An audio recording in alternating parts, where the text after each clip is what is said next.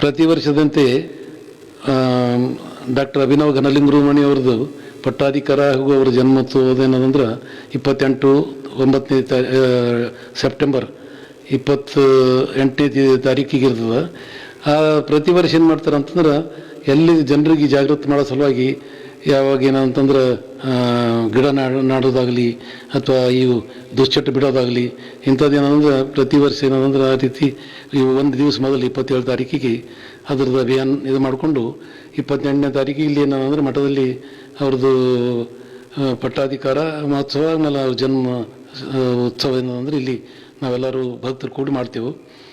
ಅದೇ ರೀತಿ ಈ ವರ್ಷ ಏನದು ಅಂತಂದ್ರೆ ಪ್ಲಾಸ್ಟಿಕ್ ಮುಕ್ತ ಏನಂದ್ರೆ ಇದು ಮಾಡ್ಬೇಕಂತೇಳಿ ಅವ್ರು ಸಂಕಲ್ಪ ಮಾಡಿ ಅವ್ರು ಏನಾದ್ರು ಇವತ್ತು 27ನೇ ತಾರೀಕಿಗೆ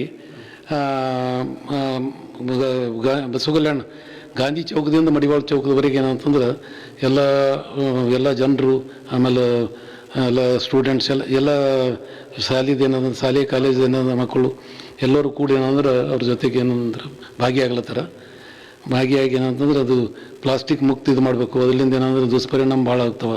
ಅದರಿಂದ ದನಗಳನ್ನು ತಿಂದು ಏನಂದ್ರೆ ಅವು ಪೂರ ಎಲ್ಲ ಪ್ಲಾಸ್ಟಿಕ್ ಹೊಟ್ಟೆಯೊಳಗೆ ಏನಂದ್ರೆ ಆಪ್ರೇಷನ್ ಮಾಡಿದಾಗ ಅದು ದನಗಳದ್ದು ಇದು ಹೊಂಟದು. ಬರೀ ಪ್ಲಾಸ್ಟಿಕ್ 8-10 ಕಿಲೋ ಪ್ಲಾಸ್ಟಿಕ್ ಇದಾಗಿ ದನಗಳನ್ನೂ ಸಾಲುತ್ತವೆ. ಆಮೇಲೆ ಮನುಷ್ಯರಿಗೂ ಏನಂದ್ರೆ ಅದರಿಂದ ಕ್ಯಾನ್ಸರ ಇಂಥದ್ದು ಬೇರೆ ಬೇರೆ ರೋಗಗಳು ಏನಂದ್ರೆ ಅದರಿಂದ ಆಗ್ಲತ್ತದ. ಅದ್ರದ್ದು ಏನಂದ್ರೆ ಇದೆಲ್ಲ ಮನಗಂಡು ನಮ್ಮ ಗುರುಗಳು ಏನಂತಂದ್ರೆ ಆ ಜನರಲ್ಲಿ ಜಾಗೃತಿ ಮೂಡಿಸ್ಬೇಕಂತೇಳಿ ಪ್ಲಾಸ್ಟಿಕ್ ಮುಕ್ತ ಇದು ಮಾಡಬೇಕು ಅಂಥೇಳಿ ಅಲ್ಲಿಂದ ಗಾಂಧಿ ಚೌಕದಿಂದ ಇಲ್ಲಿ ಅವರಿಗೆ ಮೆರವಣಿಗೆ ತೆಗಿತಾ ಇದ್ದಾರೆ. ಅವ್ರ ಜೊತೆಗೆ ಏನಂದ್ರೆ ನಾವೆಲ್ಲ ಭಾಗಿಯಾಗ್ಲತ್ತೀವಿ, ತಾವು ಎಲ್ಲ ಭಾಗಿಯಾಗಬೇಕು.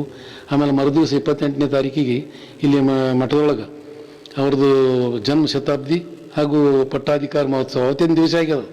ಅದು ಹ್ಯಾಂಗೆ ಕೂಡ ಅದೇನು ದೇವ್ರದೇ ಕೂಡಿಸಿದಂಗೆ ಆಗ್ಯದ.